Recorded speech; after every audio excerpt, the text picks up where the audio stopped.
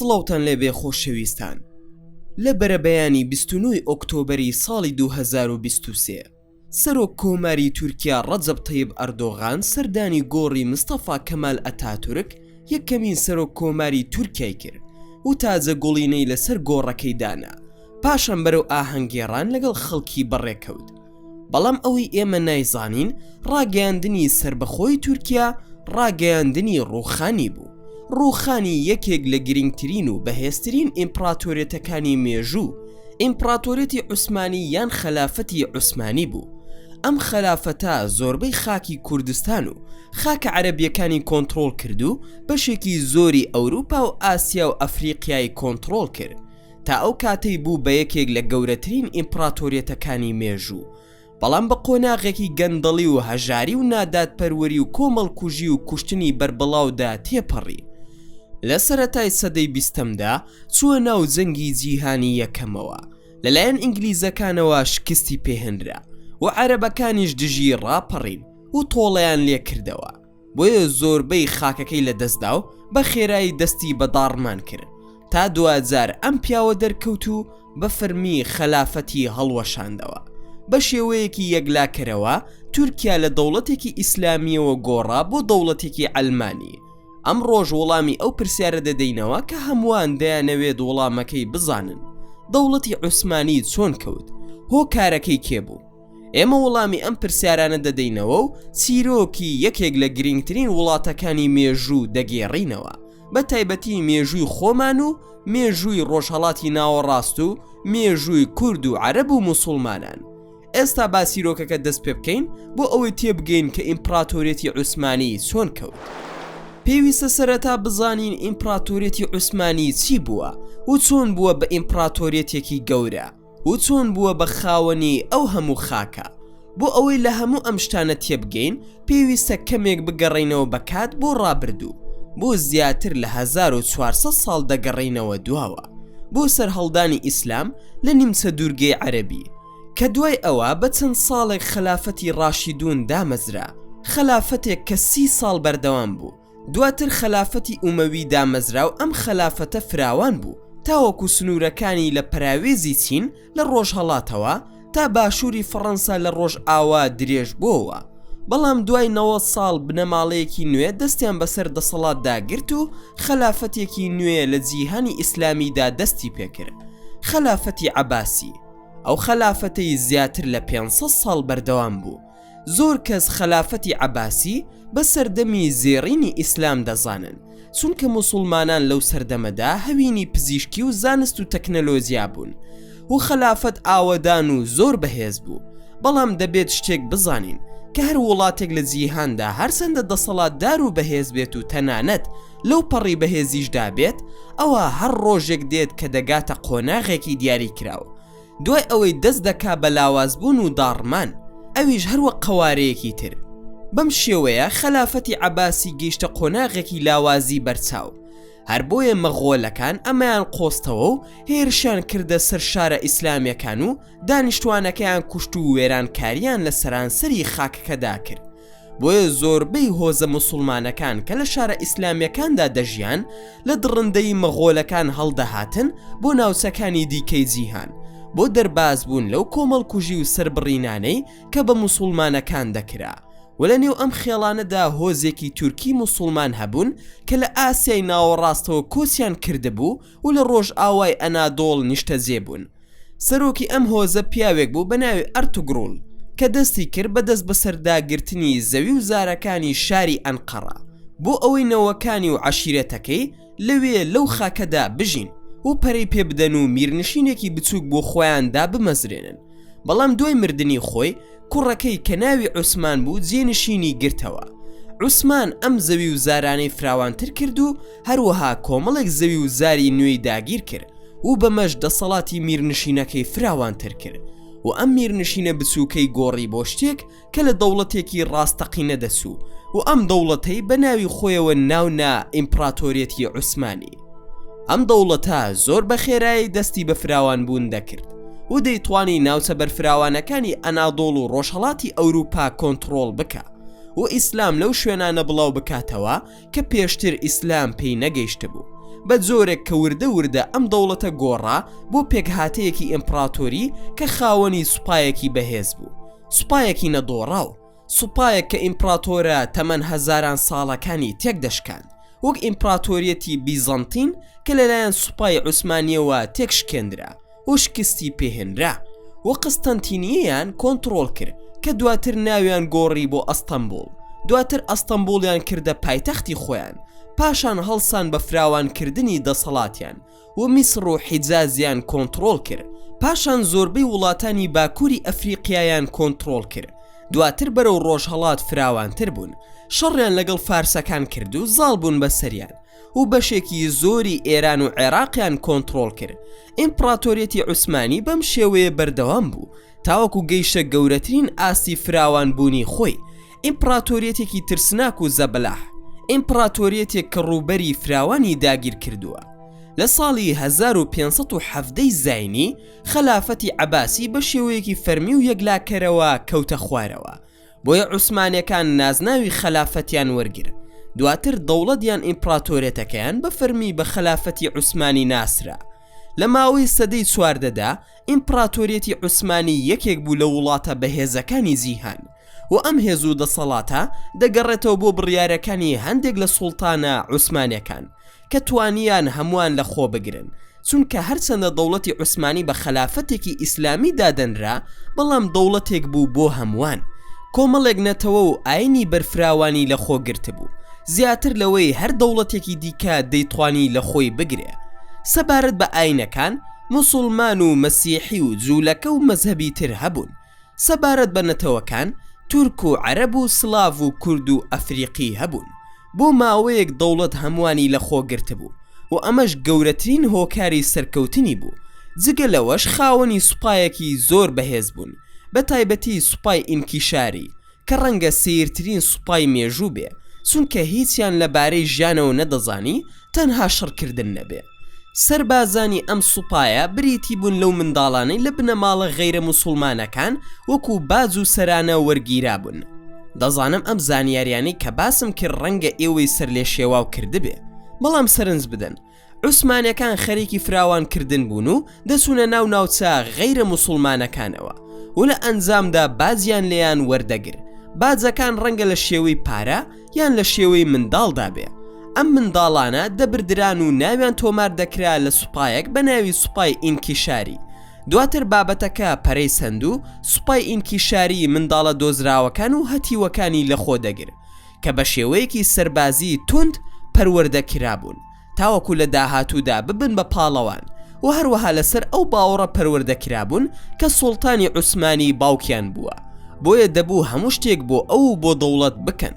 لە ساڵی 1566 یەکێک لە دیارترین خەلیفە عوسمانیەکان بە ناوی سوڵتان سلێمانی قانونی کۆچی دوای کرد. ئەم سوڵتانە یان خەلیفەیە لە ڕاستیدا بە یەکێک لە بەهێزترین خەلیفەکانی عوسمانی دادەنرا. لە تەمەنی 71 ساڵیدا کۆچی دوای کرد و ئیمپراتۆریەتێکی بەرفراوانی بەجێهێشت کە لە جەزائیرەوە تا بەغدا و لە بوداپێستەوە تا مەکەی بەدەستەوە بوو و دانیشتوانێکی زۆری بەجێهێشت، بۆیە ئەرکی دوای ئەو لە ڕادە بە دەرقورس بوو. بۆ پاراستنی ئەم هەموو شکۆمەندیە خەلیفەیەکی بەهێزی پێویست بوو، بەڵام لە ڕاستیدا ئەمە ڕووی نەدا. زۆربەی ئەو خەلیفانەی دوای سوڵتان سولەیمانی قانونی دەسەڵاتیان گرتە دەست لاواز بوون و بەم شێوەیە دەوڵەت بە قۆناغێکی چەقبەستوویدا تێپەڕی.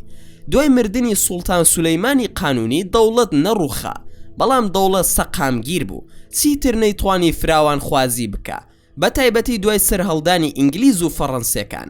لە سەدەی 18دا گۆڕانکاریە گەورەکە کاتێک ڕوویدا کە ئەوروپیەکان بە خێراییەکی ترسناک دەستیان بە گەشەکردن کرد و دەستیان کرد بە دامەزراندنی شۆڕشێکی زانستی و پیشەسازی بەرفراوان. دواتر قوتابخانە و زانکۆکان لە سەرانسەری ئەوروپادا بڵاو بوونەوە. ئەمە شتێک بوو کە لە ڕاستیدا لە ئیمپراتۆریەتی عوسمانیدا ڕووی نەدەدا یان بە هەمان خێرایی ئەوروپا ڕووی نەدەدا. بۆ نمونە ئامێرێکی وەکو چاپەمەنی بیهێنە بەرچاوت یەکێک لە گرنگترین داهێنان و ئامێرەکانی کارکردن بوو لە مێژووی ئەوروپا. لە ئەوروپا چاپی دەکرد و ملیۆنەها کتێبی چاپ دەکرد کە بەسەر قوتابخانە و فەرمانگە و زانکۆکاندا دابەش دەکرا کە شتێکی لەم شێوەیە لە ئیمپراتۆریەتی عوسمانیدا نەبوو، چونکە عوسمانیەکان چاپکردنیان بە قەدەغە دەزانی. ئەمە جگە لەسەر قاڵبوونی هەندێک لە سوڵتان و بەرپرسانی عوسمانی بە ململانێ و کێشینی و خۆی لەسەر دەسەڵات و زۆرێکیان زۆربەی کاتەکانیان بەڕابواردن لەگەڵ ئافرەت بەفیڕۆدەدا و بەفیڕۆدان و خرجکردنی پارەی دەوڵەت لە لەشفرۆشەکان و خزمەتکردنی حەزەکانیان و تەنانەت سوپای ئینکیشاریەش کە باسمان کرد ئەو سوپای کە بەڕاستی بەهێز بوو هەر بە بەهێزی مایەوە و بەڵکو بەهێزتریش بوو و بە تێپەڕبوونی کات هێزەکەی زیاتر و زیاتر دەبوو تا گەیشتە قۆناغێک کە چیتر وەکو سوپایەک نەمایەوە بەڵکو بوو بە دەوڵەت لە ناو دەوڵەتدا و تەنانەت بە شێوەیەک پەرەیان سەند دەسەڵاتیان بەسەر خودی خەلیفە خۆشیدا هەبوو و ئەمەش بڕیارەکانی دەوڵەت و دەسەڵاتدارانی شێواو کرد و ئەمەش سوڵتانی عوسمانی مەحموودی دووەمی تووڕە کرد کە لە ڕادە بەدەر خۆڕاگر بوو لەگەڵ ئینکیشارێکان کە چەندین جار هەوڵیدا ئاگاداریان بکاتەوە بەڵام گوێیان لێ نەدەگر بۆیە بڕیاریدا تونند و تیژی دژیان بەکار بهێنێ تونند و تیژیەکی لە ڕادە بەدەر بڕیاریدا سوپای ئینکیشاری گەمارۆ بدات و بە تۆپ بردومانیان بکە و لە ئەنجامدا هەزاران کەسی کوشت و ئەوانەی بە زیندوێتی مابوونەوە زیندانیانی کرد ڕەنگە ئەمە یەکێک بوو بێ لە گەورەترین کۆمەڵ کوژیەکانی مێژوو چونکە سوپایەک بە تەواوەتی لەسەر ڕووی زەوی ون بوو سوڵتان مەحموودی دووەم بە مشتێکی ئاسنین حکومی دەوڵەتی دەکرد ئەم دەسەڵاتە مشت ئاسنینە لە هەندێک بواری وڵاتدا سەرکەوتوو بوو بەڵام لە هەندێکی تردا سەرکەوتوو نەبوو لە هەندێک شوێندا ئەنجامەکەی تەواو پێچەوانە بوو بۆ نمونە یۆنانیەکان هەستیان بە ستەمێکی گەورە دەکرد لەلایەن عوسمانیەکانەوە بۆیە بڕیاریاندا شۆڕشێکی گەورە دەست پێ بکەن ئەم شۆڕشە بەڕاستی سەرکەوتوو بوو یۆنان توانی بە فەرمی سەر بەخۆی لە ئیمپراتۆریەتی عوسمانی بەدەست بهێنێ و لێرەدا دەرگای دۆزەخ بەڕووی عوسمانیەکاندا کرایەوە چونکە شۆڕشی یۆنان بوو بە سەرەتایەک بۆ بەرپابوون و سەرهەڵدانی چەندین شۆڕش لەناو ئیمپراتۆریەتی عوسمانیدا وەک یاخیبوون لە دوورگەی کریت و داواکاری دانیشتوانی دوورگەکە بۆ سربەخۆی شۆڕشی محەممەد عەلی پاشا لە میسر و شام ڕاپەڕینێکی تونند و تیژ لە بۆسنە ڕاپەڕینێک لە بولگاریا و ڕاپەڕینێکش لە سربیا هەموو ئەم شۆڕشانە کە لە ماوەیەکی کووردا ڕوویاندا بەڵام بوونە هۆی ئەوەی کە عوسمانیەکان کۆنتڕۆڵی زۆربەی وڵاتانی ڕۆژهەڵاتی ئەوروپا یان ئەو شوێنەی کە بە بەڵقان ناسرا بوو لە دەست بدەن و دوای چەند ساڵێک کۆنتڕۆڵی زۆربەی زەوی و زارەکانیان لە باکووری ئەفریقیا لە دەستدا دوای ئەوەی فەڕەنسا دەستی بەسەر جەزائیرداگرت و محەممەد عەلی پاشا دەستی بەسەر میسرداگر دەوڵەتەکەی خۆی خستە ناو دۆخێکی ئاژاوە گێڕیەکی ناسروشتیەوە لەناو ئەم ئاژاوە گێڕیەدا سوڵتانێکی نوێ بە ناوی عەبدولحەمیدی دووەم دەرکەوت کە لەسەر تەختی پاشایەتی دانیشت و خەلافەتی گرتە ئەستۆ و لە ڕاستیدا ئەمە سەرەتای کۆتاییان بوو کاتێک عەبدولحەمیدی دووەم خەلافەتی گرتە ئەستۆ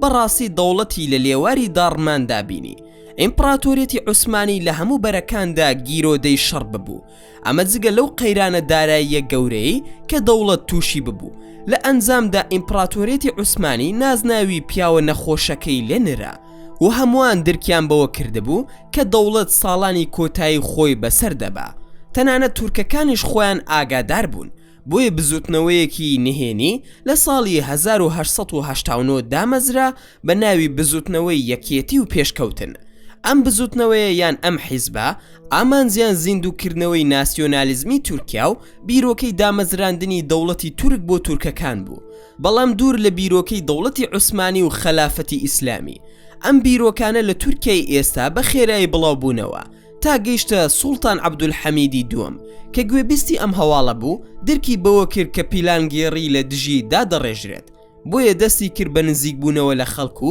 و دەستی کرد بە گەڕاندنەوەی دەوڵەت و فۆرمێکی ئیسلامی تر هەروەها پەیوەندیەکی باشی لەگەڵ هۆزە عەرەبەکان چاندوو لە دژی هەوڵەکانی بزوتنەوەی زایۆنیستی بوو بۆ دەست بە سەرداگرتنی خاکی فەڵەستین ئەو شتانی عەبدولحەمیدی دووەم هەوڵی دابیکە بۆ وەرگرتنەوەی کۆنتڕۆڵی دەوڵەت شکستی هێنا چونکە بزوتنەوەی یەکێتی و پێشکەوتن لە ساڵی 1990دا توانیان لای ببن دوای ئەوەی لایەندا براکەیان لە شوێنی دانا بە ناوی محەممەدی پێنجەم بەڵام محەممەدی پێنجەم تەنیا بووکەڵەیەکی دەستی بزوتنەوەی یەکێتی و پێشکەوتن بوو ئەم کۆمیتەیە یان ئەم بزوتنەوەیە زۆر کاریگەر بوون و زۆر بە خێرایی گەشەیان دەکرد تەنیا لە ماوەی چەند ساڵێکدا توانی هەموو لایەنەکانی دەوڵەت کۆنتڕۆڵ بکات تا گەیشتینە ئەو ئاسەی کە سوڵتان بە هیچ شێوەیەک حکومڕانی نەکرد. حکمی دەوڵەت کەوتە دەست سێ لە پاشاکان، ئەوانیش ئەنوەر پاشا وەزیری جەنگ، تەڵعەت پاشا دامەزرێنەری بزوتنەوەی یەکێتی و پێشکەوتن، و جەمال پاشا کە حاکمی شام و عێراق بوو. لێرەدا دەچینە قۆناغێکی تاریکەوە لە مێژووی دەوڵەتی عوسمانیدا، چونکە ئەمانە ئامانجیان لە ناوبردن و لەتکردن و سڕینەوەی کەمینە نەتەوەکان بوو و تەنها ڕەگەزی تورکیان لەلا پەسەند و گەورە بوو. سەبارەت بە کەمینە نەتەوەکان وەکو ئەرمەن و عەرەب و کورد پێیان وابوو دەبێت کۆیلا یان بە کرێگیرا و بنیان بکوژرێن و لەناو ببرێن. هەر بۆیە چاوەڕێی دەرفەتی گونجاو بوون بۆ ئەنجامدانی کارە قێزەون و نامرۆڤایەتیەکانیان. لە ڕاستیدا ئەو دەرفەتە زۆری نەخایەن. ئەو دەرفەتە لە ساڵی 1940 هاتە ئاراوە، ئەو ساڵی کە جەنگی جیهانی یەکەم سەری هەڵدا، شەڕێک کە ئیمپراتۆریەتی عوسمانی بەشداری تێدا کرد بەبێ هەبوونی هیچ هۆکارێکی ڕوون. ئەوان لە دژی بەڕێتانیا و فەڕەنسا و رووسیا پەیوەندیان بە ئەڵمانیاوە کرد، هەر بۆیە پێویستیان بە سوپایەکی بەهێز بوو بۆ ڕوبەڕووبوونەوەی ئەم ئیمپراتۆریەتانە. بەڵام سوپای عوسمانی لەو کاتەدا لاواز بوو. لە ئەنجامدا سوڵتانی عوسمانی داوای لە هەموو موسڵمانانی ناو ئیمپراتۆریەتی عوسمانی کرد کە پەیوەندی بە سوپای عوسمانیەوە بکەن.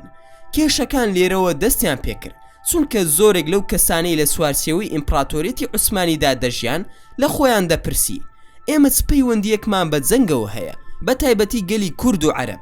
بەڵام سەرڕای ئەمەش تورکەکان یان عوسمانیەکان پێداگریان دەکرد لەسەر ڕاکێشانی گەنجانی کورد و عەرەب بۆ ناو شەڕی ئەوروپا. گەنجێکی زۆر لە کوردستان و سووریا و حیجاز و ئوردنەوە دەبران بۆ شەڕکردن لە ناوچەی قەوقاز لە دژی سوپای رووسیا. لە سەرمای تاڵ و ئازارەکانی برسێتیدا شەڕیان دەکرد. هەر ئەمە ژوای کرد زۆرێک لە کوردەکان و عەرەبەکان دەست بکەن بە ڕەتکردنەوەی ناردنی گەنجەکانیان بۆ شەڕ، چونکە ڕێژەی ئەو گەنجانەی کە لە جەنگەوە دەگەڕانەوە 100% بوو، واتە ئەوەی کە دەڕۆژ بۆ جەنگ دەکوژرا و نەدەگەڕایەوە. لێرەوە شەپۆلێکی تووڕێی عوسمانیەکان یان باشتر بڵێن تورکەکان بەرامبەر بە کورد و عەرەب و ئەرمەن دەستی پێکرد بە سەرۆکایەتی جەمال پاشا کە هەزاران گەنجی لە کوردستان و شام و عێراق کوشت و ئەشکەنجەیەکی زۆریانیدا، بە تایبەتی خەڵکی سووریا زۆرترین ئەشکەنجە و ئازاریان بینیوە لەلایەن جەمال پاشا و دەوڵەتی عوسمانیەوە.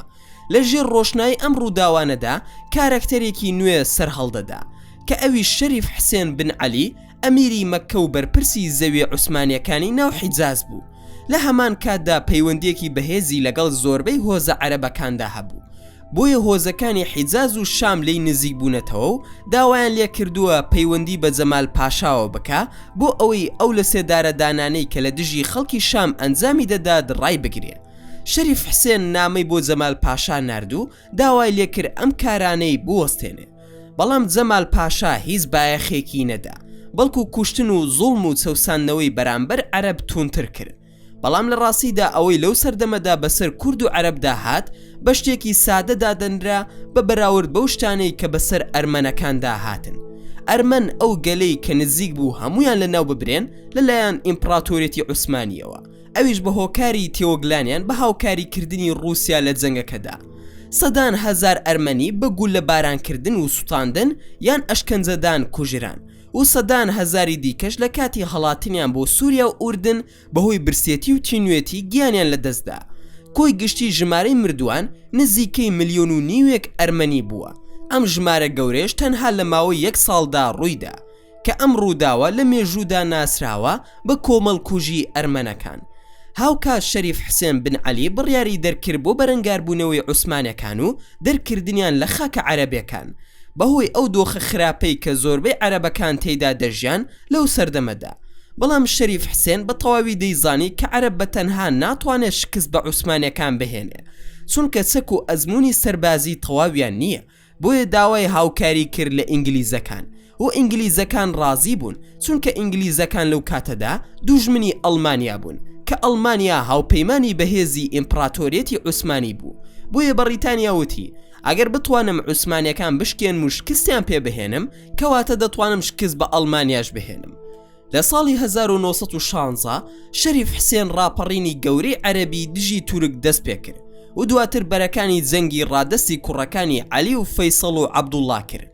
لە کۆتایی ساڵی 1970 جەنگی جیهانی یەکەم کۆتایی هاتوو، عوسمانیەکان کۆنتڕۆڵی خاکی عەرەبیان لە دەستدا، تەنانەت کۆنتڕۆڵی کوردستان و زۆربەی خاکی تورکیاشیان لە دەستدا. سەبارەت بەو سێ پاشایی کە ئیمپراتۆریەتی عوسمانیان لەم شەڕەدا تێوەگلان، هەر یەکەیان چارەنووسیان لەوی دیکەیان خراپتر بوو. تەڵعات پاشا دوای هەڵاتنی لە تورکیا لەلایەن گەنجێکی ئەرمەنی لە ئەڵمانیا تیرۆر کرا. هەمان شت لەگەڵ جەمال پاشادا ڕوویدا کە لە جۆرجیا لەلایەن گەنجێکی دیکەی ئەرمەنیەوە کوژرا. سەبارەت بە ئەنوەر پاشا لە کاتی شەڕی ناوخۆی رووسیادا کوژرا، ئەویش هەر لەسەر دەستی ئەفسەرێکی ئەرمەنی. هەر بۆ زانیاریتان بە ئێستاشەوە وڵاتی ئەرمینیا دژایەتێکی زۆری وڵاتی تورکیا دەکات لەسەر ئەو کۆمەڵکوژیی کە کاتی خۆی بەسەر ئەرمەنەکاندا هێنایەن. لەناو ئەو ئاژاوە گێڕیە کە لە ئیمپراتۆریەتی عوسمانیدا پەرەیسەند، ئەفسەرێکی سوپای عوسمانی بە ناوی مستەفا کەمال ئەتاتورک سەری هەڵدا. ئەم کەسە توانی سوپای خۆی دروست بکات و شەڕ لە دژی هەمووان بکات بە ناوی شەڕی سربەخۆی تورکیا، شەڕێک لە دژی هێزەکانی عوسمانی و هێزی ئینگلیز و هێزی فەڕەنسی، بە واتایەکی ڕەسەن شەڕێک لە دژی هەمووان.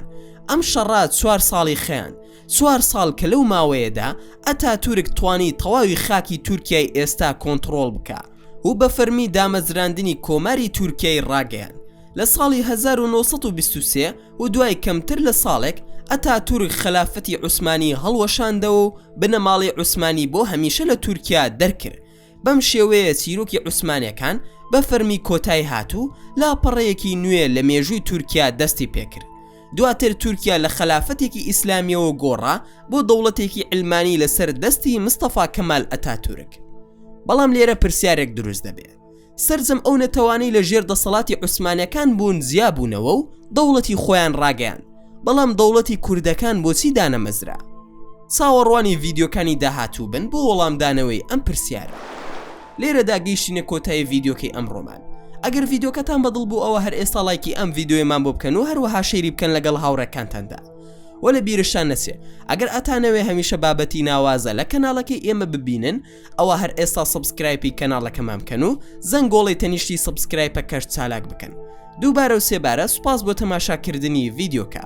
تا ڤیدیۆیەکی تر و تا کاتێکی تر هەر شاد و بەختەوەر بن و خواتان لەگەڵ بێت و ئامانەتی خودا بن.